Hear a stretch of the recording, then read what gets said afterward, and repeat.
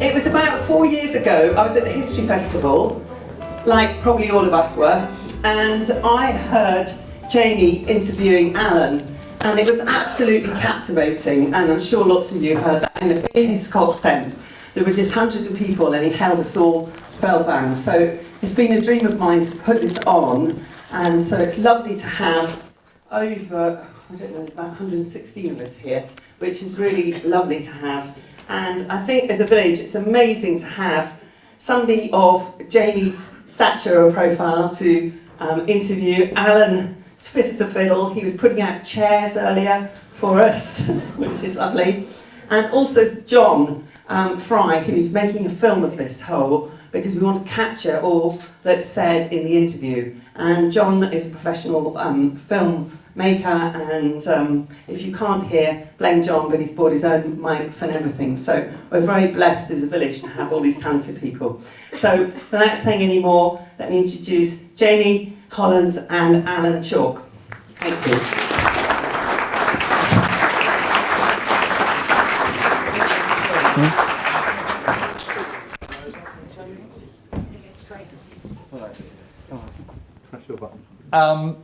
Well, amazing to see those two films, and I've got to say, from having spent half my life in the post office when I was younger, how lovely it was to see Enid and Ian White and Robin Howard and various others. It certainly brought back some memories, and I love that film, that Downland film. It's quite extraordinary, and it actually was one of, I think, 4 that were made. They did one in Cornwall, one in the Fens, one in the Midlands, and this one, all filmed in the summer of 1946. And the script of that was written by A.G. Street. So for those of you who felt it was slightly misogynistic in tone, you can go and blame him. But A.G. Street was a very celebrated farmer who lived at he had Ditchhampton Farm, which was just the other side of Wilton. And he was a prolific writer and wrote a number of books in the 1930s, right into the 40s and 50s. And they're just fascinating. And one he wrote in the middle of the Second World War called Hitler's Whistle. And it's kind of sort of a diary of the first kind of couple of years of being a farmer here in our corner of Wiltshire. And you can get it from sort of second-hand bookshops. And there's a very good online bookshop called ABE Books. And if you go on there and look for it, you can find a copy for not very much money. And it's really, really worth reading. But also, it's great to see the film star here in hopping about at the back of it. And it's amazing because you think with a surname like Chalke that, you know, you were absolutely born to the chalk and you know, that you were born here in Broad Chalke, but nothing could be further from the truth. You didn't get here till you were about 5, did you, Alan? Something like that? In 1936, wasn't it, when you first moved here? Born in the New Forest. Yep. Yep. I'm a forester. Yeah, and so how did your father end up getting the job as dairyman at Chalke Pit Farm? Well, in the 1930s, it was a bad year, and recession. Yep. And he was working at Wood Green, where I was born. Mm-hmm. And so the only thing he could do was work in the dairy or work in the farm. So we went. So he wasn't a farmer to start off with then? Mm-hmm. Your father wasn't a dairyman by sort of trade, so to speak? No, he was working in the greenhouse because there's Helen Nurseries. It's down in Wood Green, but Helen Nurseries, and they had to shut down because of the recession in 31. Right. And that was the year I was born. And we went up to Hurstbourne Priors, and he worked there for a bit, and Mother didn't like it. She said, "You want to come back down here?" So TK Jeans was advertising for a dairyman, and he came down to Chalke Pit Farm, Broad Chalke. Amazing. In 1936, and that's how we come to Broad Chalke. Yeah. And I mean, life back then, I mean, everyone in the village, I guess, knew everybody, did they? Everyone knew everyone? Yeah, I knew everyone, from Stoke to Little London. There wasn't half as many then in Broad Chalke as there is now, or perhaps, you know, less than that, because where I live now in Newtown, there was 10 houses. Now there is 24. So that's the difference. You know. And I suppose that, you know, no cars. I remember Bobby Brown telling me that when they first moved to Broad Chalke just after the war, they were one of 3 cars in the village. Oh, that's all. You know, so there was nothing. So people aren't moving around. So you know, what did villagers do then for kind of for kicks, so to speak? I mean, was it all down to the Queen's Head or in the village hall? I mean, what were people doing? They just made their own entertainment a lot, especially kids. And nowadays, the kids say, I'm bored. But those days, the kids weren't bored. Different altogether. You know, because they didn't know anything. They didn't know television. They only had an old wireless. Mm-hmm. And that only went sometimes. So, it was different altogether. It was a different world. Yeah, of course. Different world. Of course. They say the good old days, but you think, you know, some things was good and some things weren't good. Yeah, of course. I mean, it was a lot tougher, wasn't it? But I suppose it was I mean, you know, you can look out tonight, there's a lot of people here. We still have a very good sense of community here in the Chalke Valley, I think, and particularly in Broad Chalke. But I suppose there must have been a tighter community in those days, because, you know, people weren't moving around quite so much. Everyone knew everyone else, you know. The same as you seen on the church thing, that there were so many people went to church. And that was true. Yeah. You know, lots of people went to church and met. Yeah. And that was the difference in the village now. And I remember you telling me that you never went on holiday, but you did have a day out at Weymouth once. On the Charabang. Yeah. Yeah, that was the children from the church. Yeah. And we used to meet out just out here with old Charabang used to come down and pick us up. Mrs. Moody up the pub here at the Moat House used to come down with her basket full of sweets, little bags of sweets. Everyone had a little bag of sweets to take on the bus. And we used to go up Hogger Road, get to the trees at the top, and we probably in better condition then than it was now. Yes, yeah. And we'd get up there and we used to look towards Weymouth and say, well, where's the sea? You know, we thought we were close to the sea. You got up the top of Hogger Road. Yeah. Amazing. But I mean, but your father, I mean, he literally never had a day off, did he? No. If there was a day off, they could take a day off. They would always take the money because money was short. Yeah. I mean, our family was very poor. And there were a lot of mouths to feed, weren't there? And there was 5 boys, and you know that took a lot looking after, you know, and so the money was very short. So if there was a day they could have, they'd take the money instead. Amazing. Yeah. And I mean, what was your father's daily routine then? Oh, about 4 o'clock in the morning start, and then they took a lunch. And lunch is at 9:30, or breakfast, wasn't it? you know. Yeah, but it was called lunch, wasn't it? Yeah, it's called a lunch. And because we went to school from up the top bit, and the cows used to walk up round right close to our house, and there's cow muck, this deep, all the way up through. And before we went to school, he'd brush a path from that old bungalow right down to the road in his lunchtime, so that we went to school with clean shoes. Every morning? Every morning. Yep. Yep. So I remember you telling me about the farming meal times. So lunch is at 9 o'clock, something like that, or 8:30, something like that? 9 o'clock. 9 o'clock. We start at 7. Yep. Always start at 7. 9 o'clock lunch. Yep. 20 past, and you started work again. And then dinner time was from 1 to 2. And that went to 5. And then after 5 was overtime. Right. And the evening meal would be tea.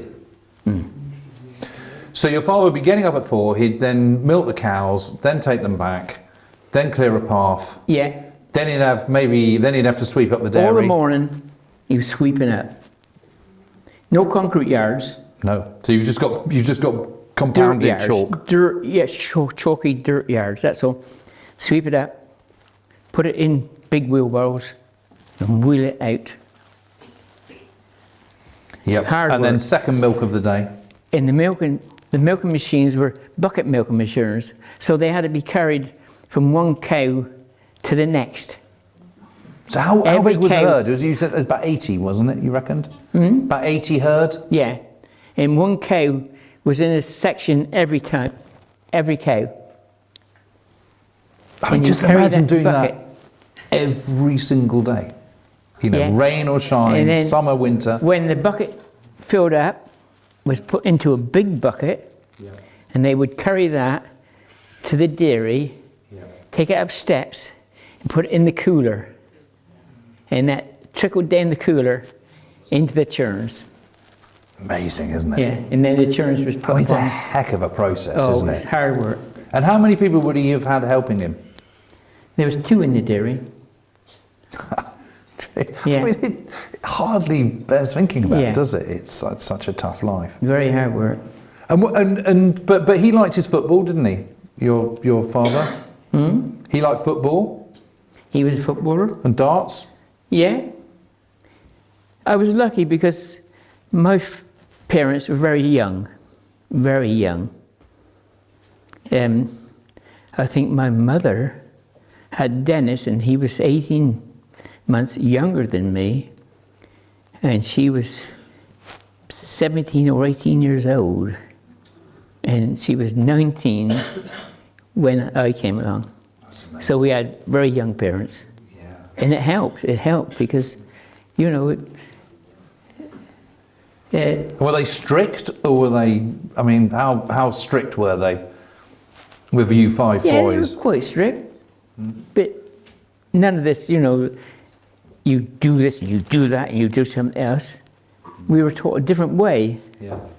you know, and So I mean, that would have made you 8 years old when the war begins.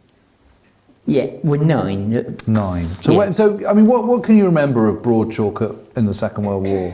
Because it's quite, I mean, you're quite close to Southampton, aren't you? Yeah, I can remember the fetes. We used to have fetes here. Yes. And that was one big thing, a church fete Yeah.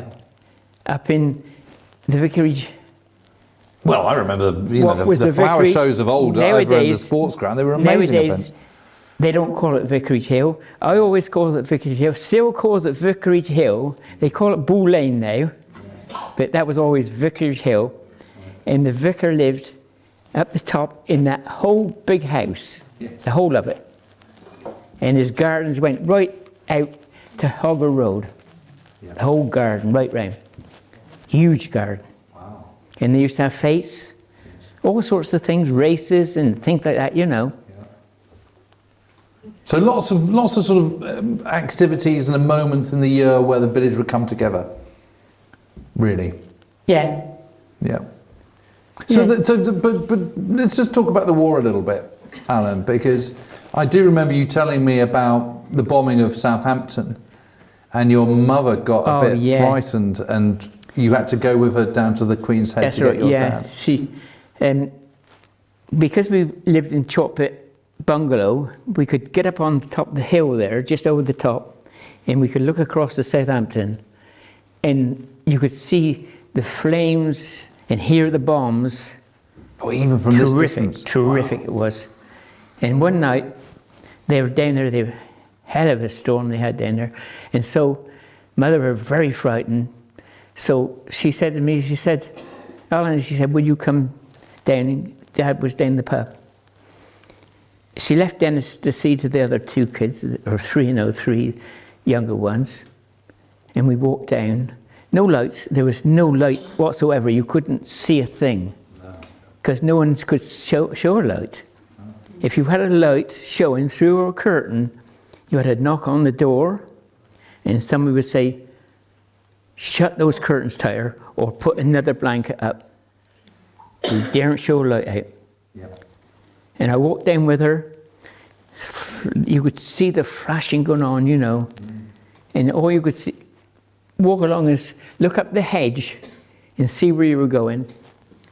And I got the Queen's Head, and I looked in and through the, and she said, is Dad in there? I said, yes. So she said, well, go and get him. She wouldn't go in. Women then didn't go to pub much, not very much at all. You wouldn't see a woman in a pub at all, not then. And it's different now. So you got him out?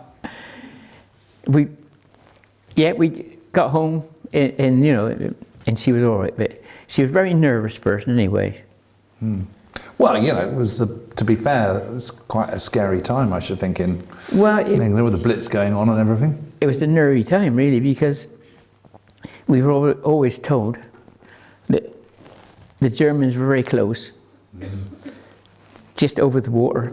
Well, that was true. And I can remember going down to Bournemouth, just as the war finished, and they used to do a mystery tour, they used to call it, and we used to go off out in a coach. About 30 of us in a coach, you know, you pay a few shillings. And we went to Bournemouth, mystery. We got in Bournemouth Beach, and barbed wire, all the way along the beach. Barbed wire, you couldn't go on the beach. And someone said, they're selling ice creams out there. We hadn't had ice cream for 6 years. Or nor a banana for 6 years. And so we went up to the shop to get some ice cream. Oh, mad we were. But ice cream, I think it was frozen milk. It was horrible. What a disappointment. Yeah. So but you stayed at school, but presumably lots and lots of evacuees as well. Oh. And you have that little I got list, it don't in you, here. of all the evacuees? Yeah. Amazing. I can't read them because it's too many. There's the family of 4 sisters. There's about 30 there. And that's came to Broad Chalke. About 40, no. They'd come in the autumn of 39. 42, I think 41, 42. Oh, right. After the Blitz in Portsmouth. Yeah. They all came from Portsmouth. There's lots of hero names I can remember. Well, the Blitz in Portsmouth was, the first big one was 12th of August 1940. Yeah. So probably after that. Yeah, they were loads of children.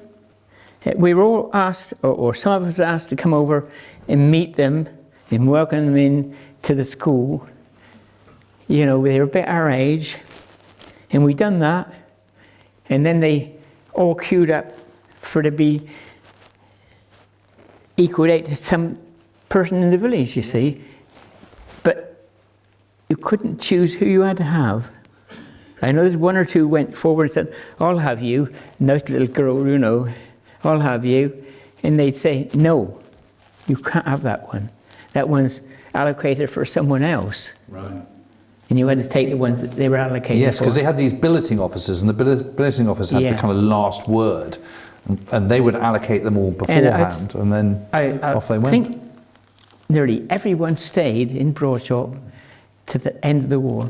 Amazing. Lovely children. But you, I mean, so you were at school here? Yeah. We were at school there. We had all of Broad Chalke children. Yep. We had Bishopstone over 11. I got a sheet here with Bishopstone over 11. It was at school when I was there.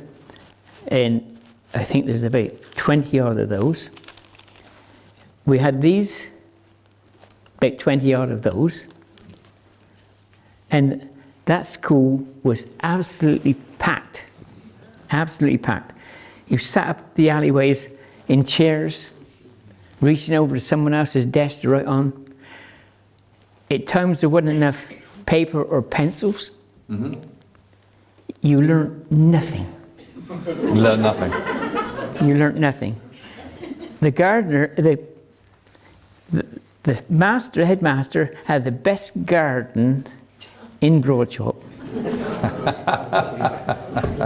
Yeah. Well, 'cause he had ready labour.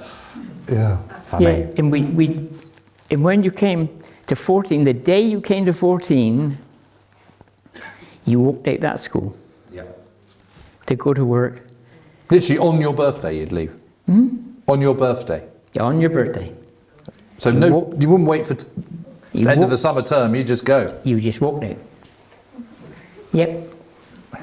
That's amazing. Yeah, there's only 3 teachers, that's all, 3 teachers for all those children. Yeah. And there's 1 teacher to each room. That's how it worked. So that teacher had to teach everything. And the old schoolmaster, he was an elky. Oh, he was terrible. Boulding, his name was. I don't know whether anybody else in the village can remember Boulding. And he was no good whatsoever.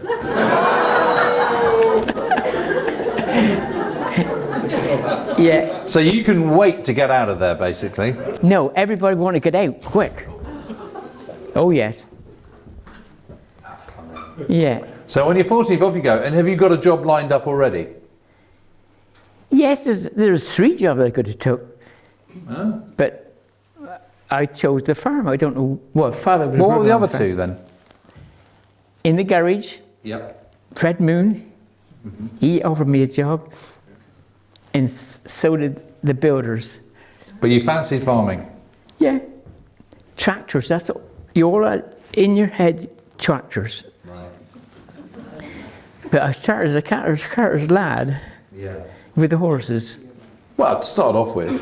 Yeah.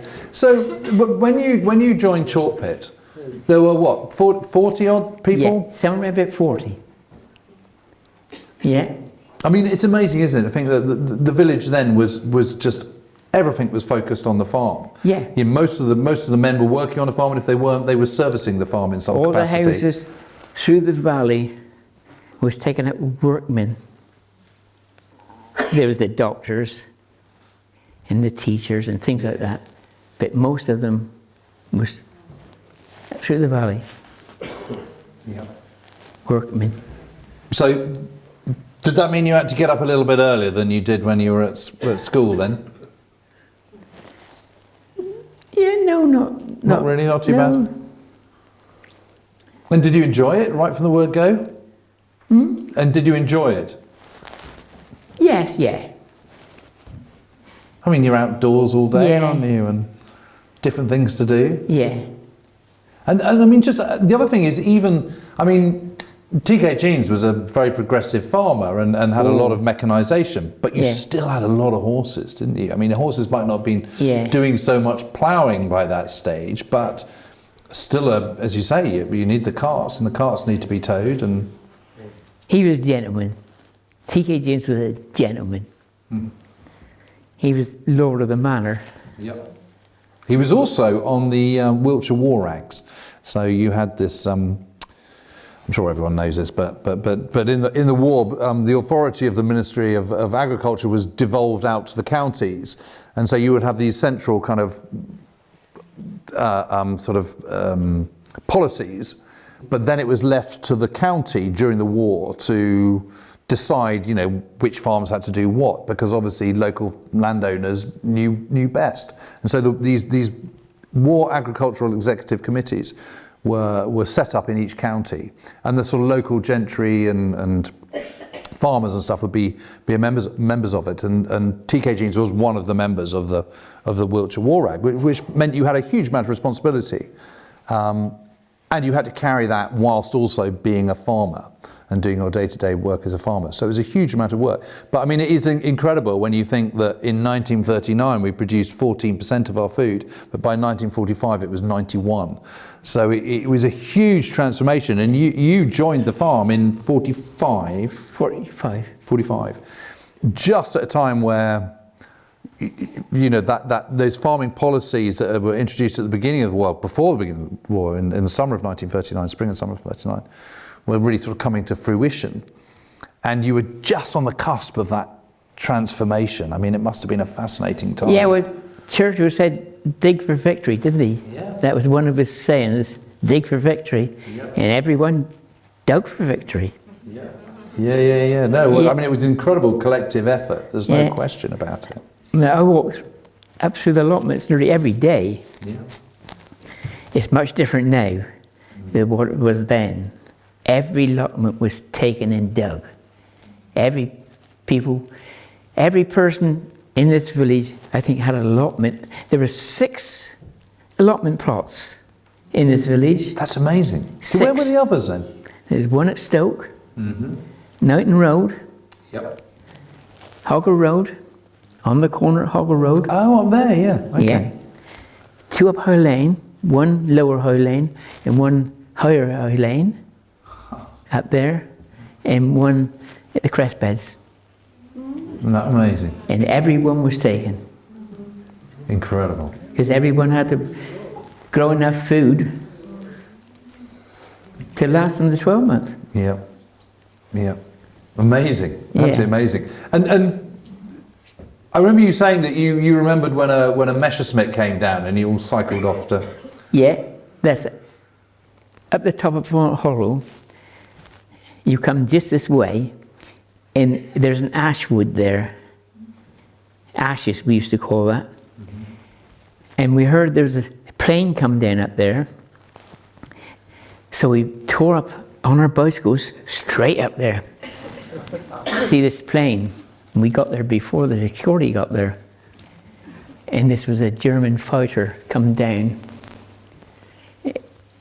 And there was bodies, the body was everywhere. But it didn't affect us. Nazis. And they were terrible people. Well, and you came face to face with one, didn't you? Yeah. Because you had prisoners of war working at Chalke. Yeah. And you had those 3 Italians. Yeah.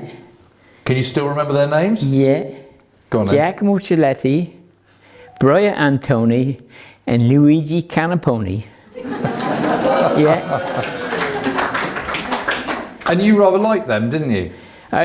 There's one particular I liked, and that was Giacomo Ciletti. He was a farmer's son from Rome. And he was very interested how we've done the farming. Very interesting. And you know, he was good. Excellent fellow. And then we had 2 Germans take their place because the Italians went back earlier. And we had 2 Germans come. And they weren't so nice. Oh, they were horrible people, really. But yeah, but wasn't one of them SS and he chased you, didn't he? One of them was. One was SS guard. And he used to chase me around with a 4-grain fork or a prong. We used to call them prongs, but forks. He used to chase me around the yard. And he used to frighten me to death, I tell you. And he used to stand up and just go, ha ha ha ha ha. You know.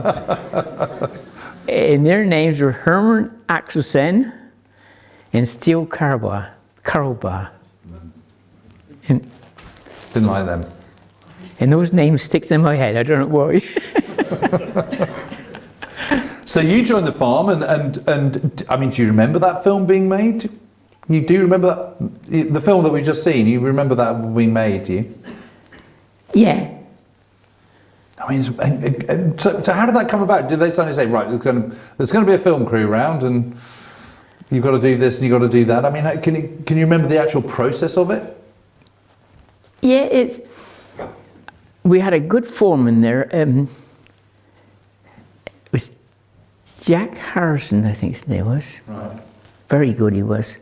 And then he would explain to you what you had to do, you know, because as on the film, T.K. Jeans used to come up every morning at 7 o'clock in the morning, stand in the yard, and you were all stood waiting, and he'd give the orders, and Jack would then transfer them to you to what to do. Right.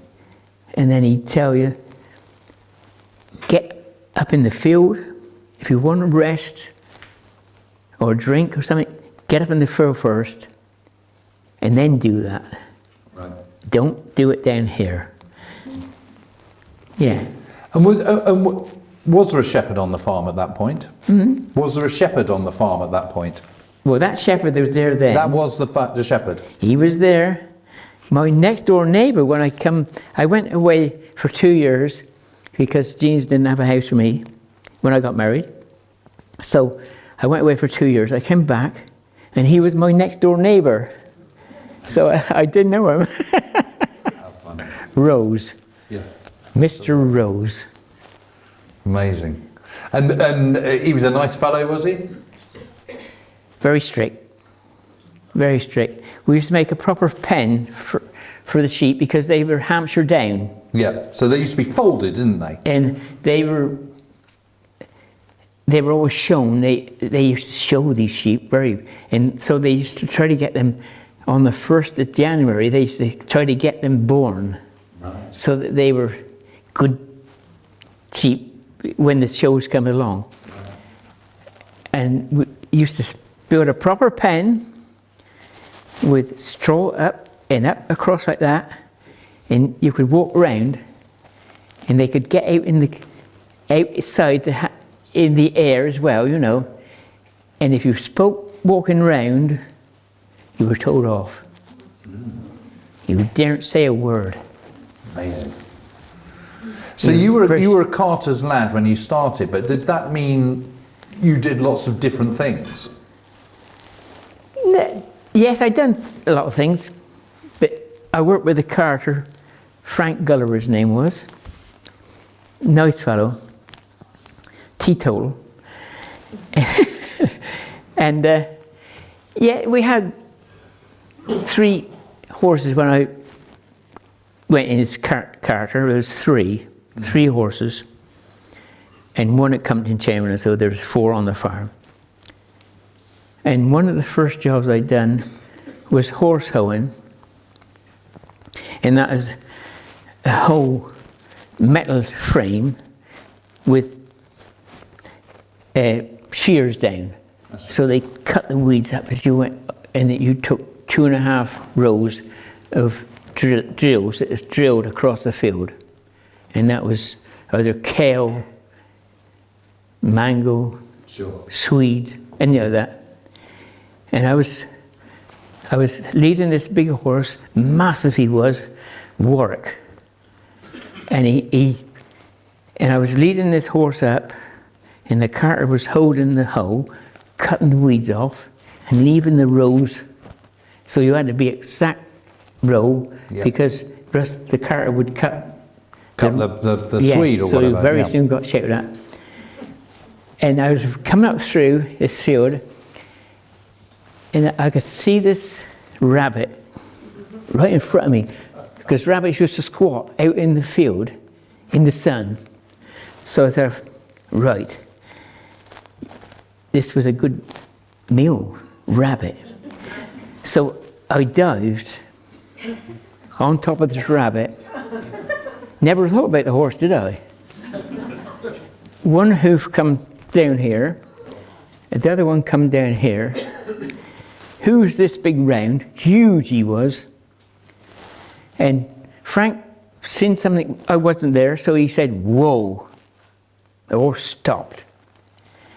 He come round, he said, Alan, what are you doing down there? I said, I've got a rabbit underneath me, I said. And he said, I'll put pay to that, he said. He said, do you want it? I said, yeah, I do. So he pulled it out and put pay to it, you know. And He said, I'm afraid this is not a rabbit. He said, this is a hare. Oh. So he said, you better hide that. He said, because if the keeper's seen it or the boss seen it, you'll be down the road quick. Because that was one of their games. Yes. Hares then. Yeah. They'd done hare shooting then. So did you hide it? I put it down my sleeve. I had a big overcoat there, and I put it down the sleeve. Like a proper poacher. And carried it home. That's hilarious. Yeah. But Alan, I know you became an absolutely wizard ploughman. So how did you make that transition? Well, I was clever, all sorts like that, you know. I got to be careful because there's a James in the audience now. No, I think he'll forgive you now. It's all right. Yeah, he's good. You know, all you want to do is tractor drive. Yeah. And I had the chance to tractor drive. So I tractor drove. And this was in 1946. I was 15 years old. And up at Ebbourne Wake, Elvedison, that area, they had a young farmers club. They started up just after the war. And so I was quite friendly with them up there. So they had a ploughing match in 46. Yep. And I was only 15, and I asked if I could have a tractor and a plough. And I took that up there. They let me have a tractor, a Ford and Major with half tracks on. Horrible thing, really. And I went out there with a 3-barrel plough, and I won a second prize. Just like that? You'd never done it before? 16 years old. Yeah. So, no, 15 years old. So the next year, there was plough matches all round then. So I entered one at Britford, just outside of Salisbury. Mm-hmm. And I had a tractor, a Ford and Major, with a 3-barrel plough. Took it out there with a mate of mine, and my mate, Trihorn, he was the gentleman that was a father in that family that was on that film, Cecil Trihorn. And he came with me. I don't think I had a license. I drove in there. I don't think I had a license to drive, but I drove in, and I was ploughing in a class, tractor class, and next door to me there was horses ploughing as well, and so I only ploughed against the tractors to start with, you know, and I won first prize. 16 years old. And then they give the prizes out. And then the last prize that's given out is the champion of the plough match. Champion. And who should be mentioned was Alan Chalke. Champion ploughman. At 16 years old. Incredible. Yeah. And I went to another one the same year up at Chase, and I took a first prize up there. And I think there's a certificate given to me from Ransomsons and Jeffries, the maker of the ploughs, and I won the first prize there with a tractor and plough. Yep. And just after that, I went to another plough match a little bit later on, a few years after, and there was 67. All I've got is a paper cutting out for that one, and there was 67. It says 67 tried their skills at ploughing, and I won a first prize there. I was driving the crawlers that were there, the whole crawler. Yes. I drove one of those with a 4-wheel plough there. and I took the first prize there. And then they announced the champion ploughman, and it was Alan Chalke. Amazing. Yeah. But so after that, presumably they had to use you as a ploughman. Yeah. Yeah. So you got your wish. You got onto a tractor, Yeah. and you were on a tractor on the farm for the rest of your. No. No. No. No, I went to tractors for some time, and I was very interested in the building side of things, you know. Yeah. I was quite a neat fellow with bricklaying and things like that, you know. Yep. And I took on the maintenance role at James's, we call it an estate. I was estate carpenter there. Mm-hmm. And I done all the buildings and things like that. Amazing. And then I carried on that for years and years. And then the keeper packed in. And over there he got old and he packed in. And I had the offer of taking his job.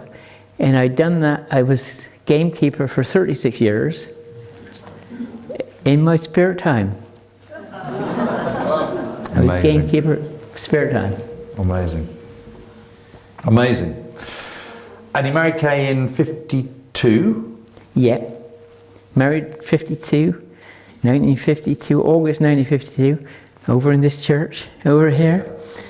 I think there was a picture shown with me with my wife walking up here into this village hall to have our reception here. Amazing. And that was when rationing was still on. Yep. So we were lucky because Father had a pig killed, because people had pigs killed in their back gardens. Yep. Hung in the apple trees, bled, cut up, and salted. He salted them and then hung up in their kitchen to dry out. Yep. And then they cut off slices of pork, beef, not beef, pork, or anything like that, and cook. And he said to me, he said, "You're getting married, aren't you?" I said, "Yes." He said, "We've got one ham left." He said, "You can have that." So, Baker down at Bailey's Bakehouse, he became my brother-in-law really after I got married. But he said, "I'll cook that for you down the oven, down in the coke oven." So he wrapped it in dough, thick dough, wrapped it, and then when he took the dough off, there was this cooked ham, complete ham, and that was brought over here on the table, and someone was there with a big carving knife slicing off these great slices of ham, and that was the main meat we had for our wedding. Amazing. Absolutely amazing. Well, amazing. We've already been talking for 40 minutes and it's now 9:10. So before we kind of finish the evening, is there any questions from anybody? Are you happy to answer a few questions? Anyone got any questions for Alan? Alan, when I heard you before, I remember you talked about the Martin boys coming over and you didn't like it when you were a young man and you all shoot them away or something. You'd go visiting they'd come and, socialise with Broad Chalke people. And, Oh yeah, The Martin boys. Martin boys. Oh. Oh, is there anybody here from Martin? You're safe. You can say what you like. We daren't go over that hill, not the boys, because there's some nice girls over there, and the boys used to tear over and if some of the boys over there seen us coming, I know Dennis, he was caught over there once, and he had to go around the fields to get home, and he come home covered in mud. Oh, it was terrible. And we played football against them, and people were frightened to go over to play football because, oh, They were terrible. rough. Yep. Are there any other questions? Will you tell us how you met Kay and where she came from? How did you meet Kay? How did you meet Kay? And where did she come Well, I from? met her in the school to start with because we went to the same school. She's 2 years older than me, so she was a class above me in school. And then I met her after when I was about 16, we met up. And she was born at Hut Lodge. That's where she was born, January, Hut Lodge. And she said that because the doctor had to get up because she was born up there, the doctor had to go and see her.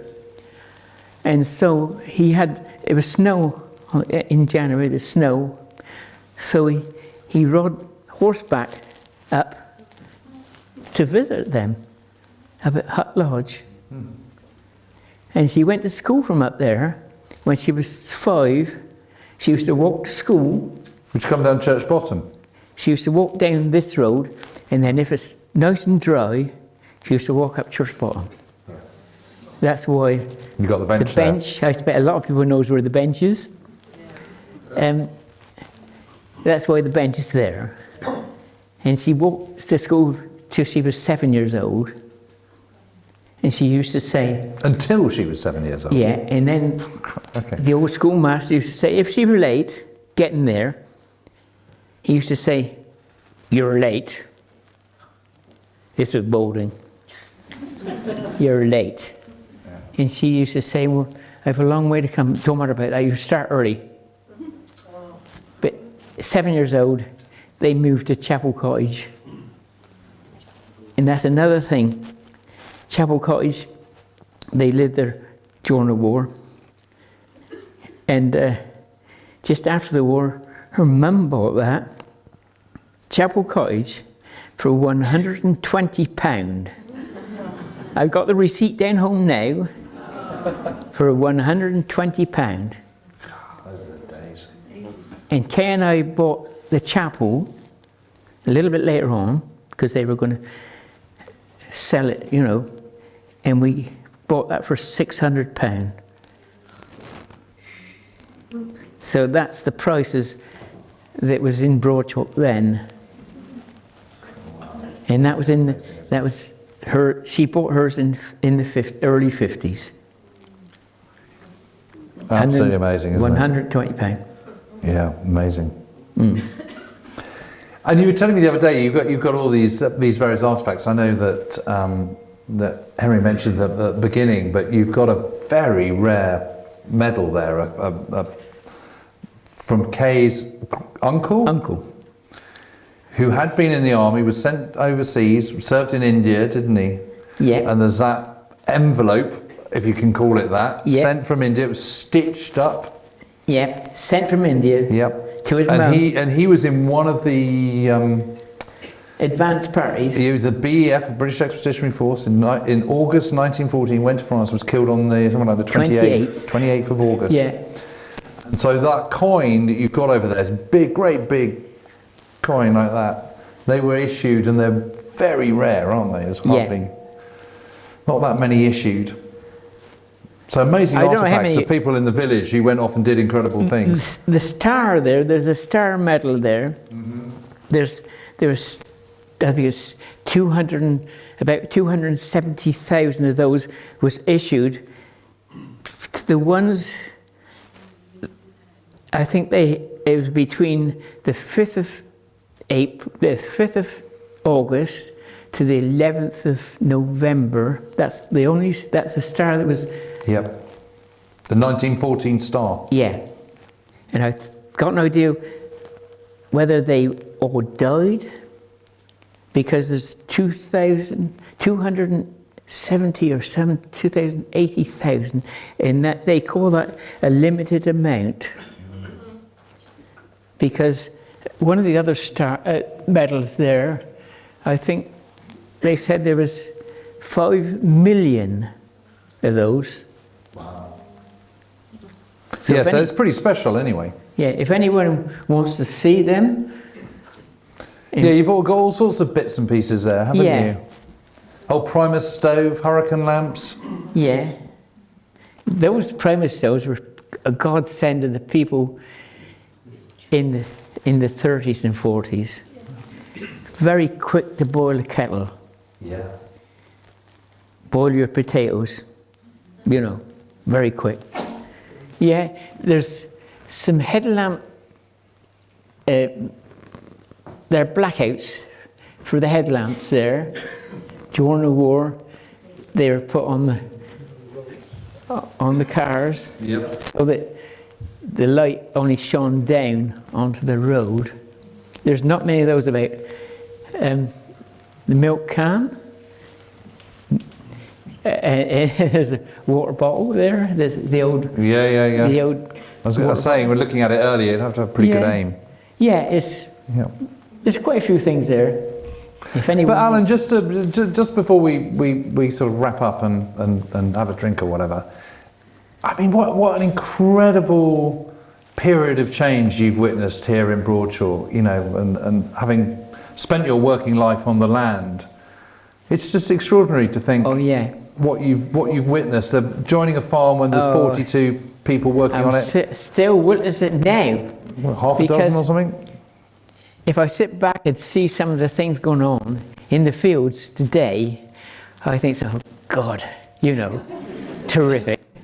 Yeah, well, I mean, we're all incredibly lucky to hear these memories. I mean, it's very, it's a special thing to hear them, and you know, we go about our daily lives all the time, but sometimes it's really good to just pause and think about that rate of change and what the village used to be like, and some of the characters that have been and gone, and it's good to remember. I think it's good, you know, it's you don't want these things to sort of disappear with you know, on the wind. You want to kind of be able to recall them and remember them. So it's great that you shared all those memories today. So thank you.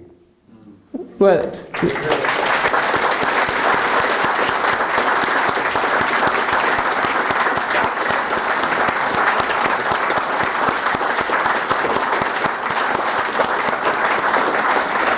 And Alan, you're happy to hang around for a little bit and answer questions if anyone's got them. yeah. Oh yeah. You done? Yep. He's very still. No, it's working. Alan, when we asked if Alan would do this evening, he was very keen that we raise some funds because a couple of his grandchildren have needed to use or been very blessed by using the John McNeill Centre and also Salisbury Diabetic Unit. And so when you leave, if you want to add to tonight and to his collection for these 2 units, he would love that, and there are boxes as you walk out. Thank you.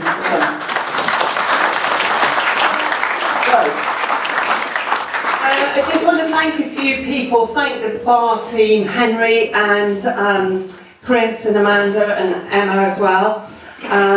Also like to thank all the people who bought the food. That was delicious and eaten very quickly. Thank you, John, very much for coming and making a film. I think we give a round of applause for John.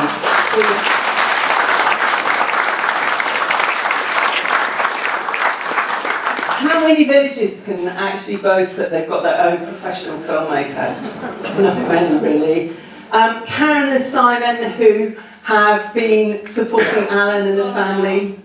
Simon's gone. Oh, Simon's gone. Yeah. He's gone back to hospital, hasn't he? Yeah. He's got an operation tonight. Tomorrow gosh. morning. So. Okay. He's got blackthorn in his finger.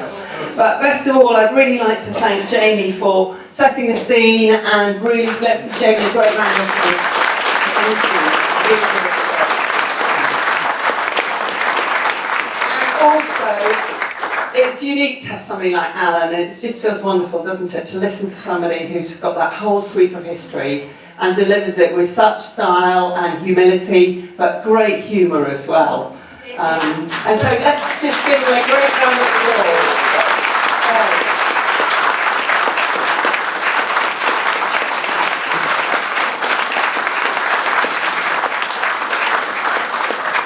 So thank you all very much indeed. Thank you, Alan's family, for coming. I'm sorry that Kay's not with us anymore. I remember Kay. But it's lovely you could all come, and I hope it's been a special evening for all of you. You know, it's a bit like Esther Ranson, isn't it? So if you want to stay and talk to Alan or Jamie, please do, or just hang about and chat. Otherwise, if you like to put your glasses on the bar there, and anybody likes to stack chairs, they're always very welcome. So thank you.